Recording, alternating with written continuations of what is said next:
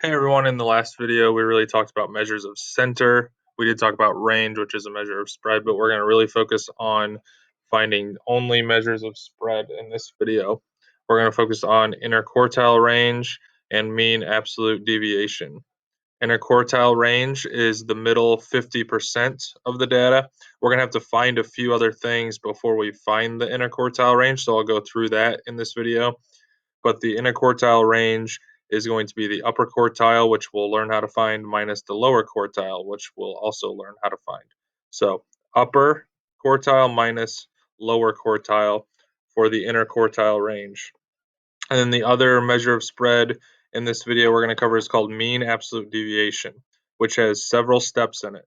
But the mean absolute deviation shows on average how each number varies, or it shows the distance each number is from the mean, again on average. So it's showing each number in the data set how far it is from the mean. So it kind of shows how spread out or how consistent and inconsistent the data is. To find the mean absolute deviation, first we have to calculate the mean, and we have to determine the distance each number is from the mean. Once we find how far away each number is from the mean and that distance, we add all those distances up, and then we find the mean of those distances. So I know that's a lot. Feel free to pause the video and go through the examples and use these as you're doing your assignment, but feel free to pause it as much as you want as we go through the examples. I would encourage you to copy the examples down and do the examples with me, but again, feel free to pause as we go. So let's start with this set of data. We're going to start with interquartile range.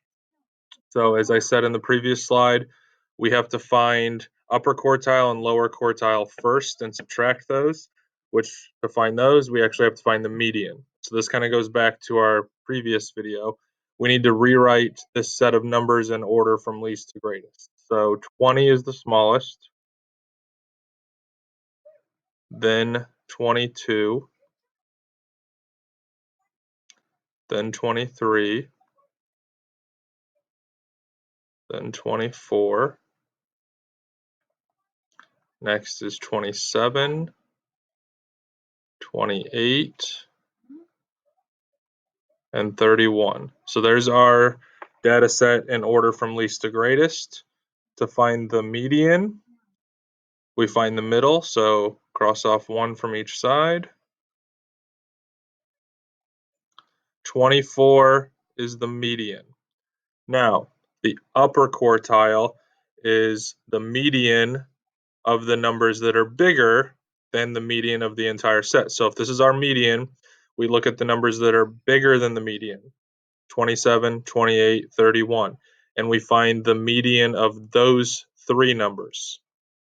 So just looking at these three, if I need to, I can kind of cross off one on each side, and I get 28. This is called my upper quartile. So upper quartile is 28. Lower quartile is just like the upper quartile, but it's the numbers below the median of the entire data set. So that would be 20, 22, 23, numbers less than the median. So find the median of these three, cross one off on each side. Here's the median of the lower set of numbers. So this is called the lower quartile. Again, 24 was our median. So I want to just summarize what we've done so far. We wrote them in order from least to greatest. We found the median first.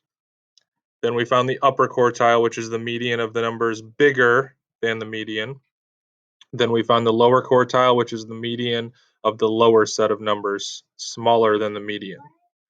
The interquartile range, or IQR, as it's abbreviated sometimes, is the upper quartile minus the lower quartile. So that would be 28 minus 22. So for this data set, the interquartile range is 6. And what that tells us is that the middle 50% of the data is from 22 to 28. Here's the middle 50% of our data. So it varies by just 6. Now let's calculate mean absolute deviation. So mean absolute deviation, again, it shows us on average how the numbers in the data set compare to the mean of the data. So we have to calculate the mean first. So for the mean, we have to add these numbers together. I've already done that ahead of time. The sum is 175. We have to divide that by how many numbers there were. 1, 2, 3, 4, 5, 6, 7 numbers. So the mean is going to be 175 divided by 7. 175 divided by 7 is 25. Okay, so the mean of this set of numbers is 25. Now, in order to find the mean absolute deviation, I have to find the distance that each of these numbers is from 25. And I want this to always be positive. So I'm going to start and I'm going to use the least to greatest order we had over here. So I'm going to start with 20. I'm going to work my way up. So over here, I'm going to do the distances. 25 minus 20.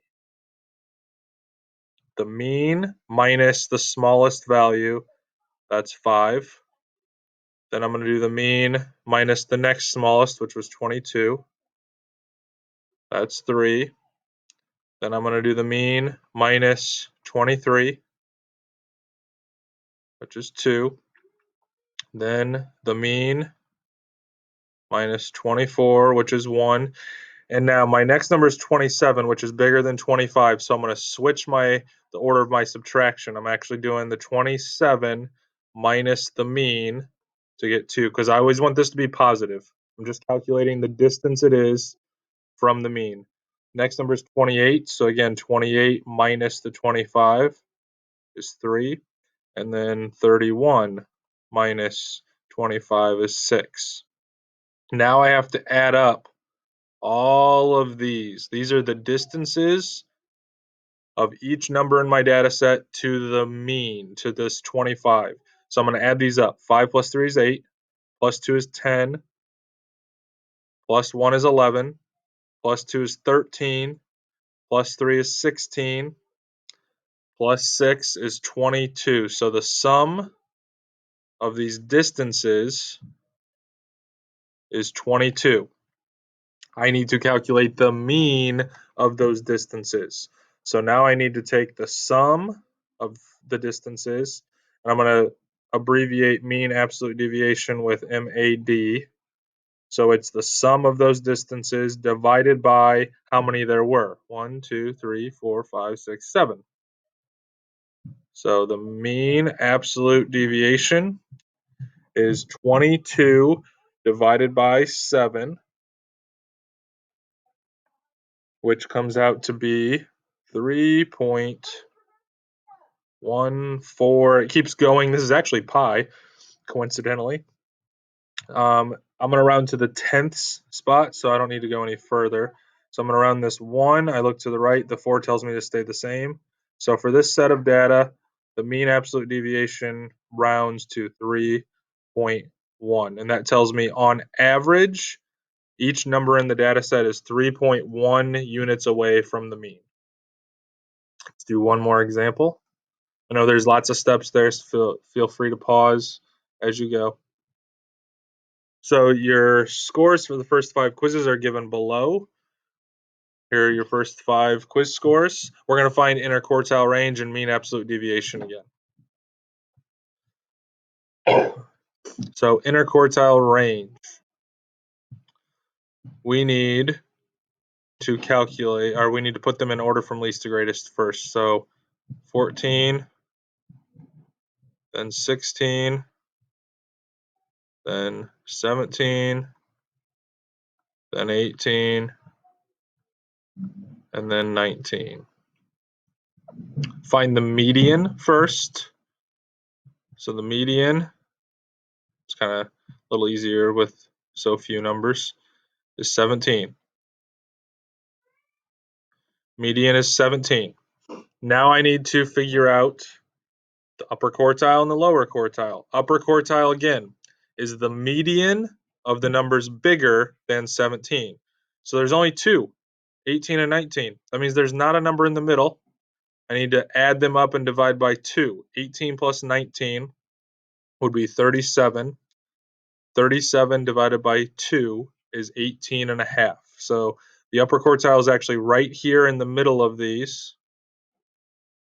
It is 18 and a half, 18.5.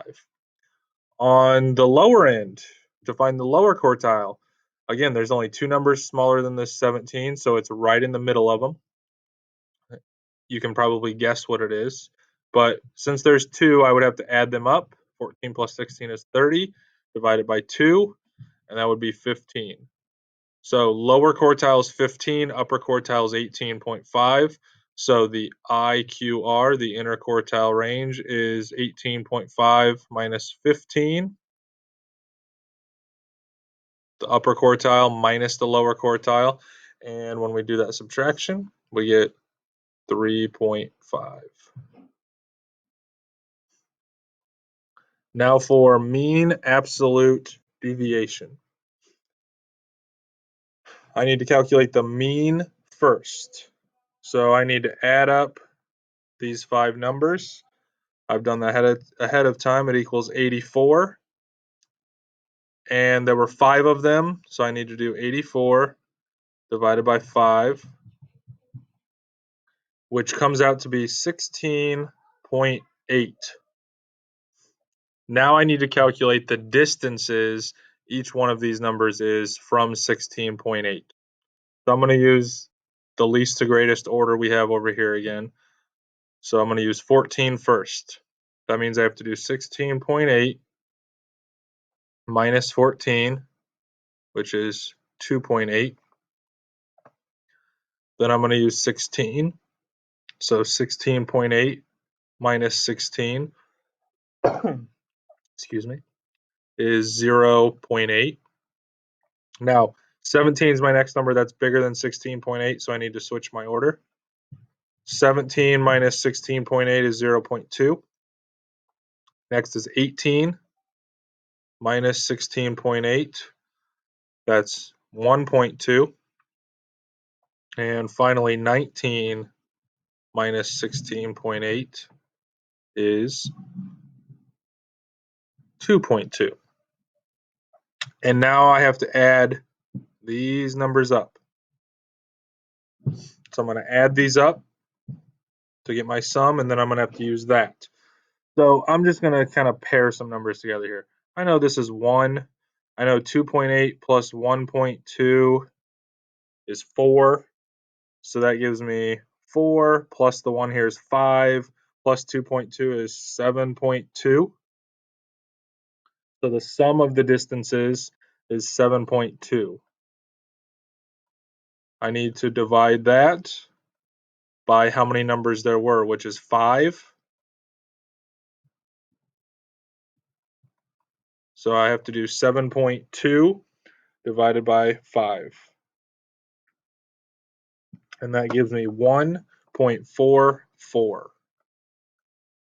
If we round that to the nearest tenth, that would be 1.4 for the mean absolute deviation. I know there's a lot there. Let me summarize the mean absolute deviation again. We found the mean first. Add these numbers up, divide by 5, 16.8. Then we calculated the distance each one of these numbers is from 16.8. We used the order from least to greatest, and we just subtracted each one. If the number was bigger than 16.8, we switched the order. So these are the distances they are. Then we added those distances up to get 7.2, because now we have to calculate the mean or the average of these 5 numbers that I circled. So 7.2 is the sum. Divide that by 5, we got 1.44, which rounds to 1.4. I know that's a lot. There's lots of steps in finding all of those things. Please use the video as you complete your assignment and as you practice.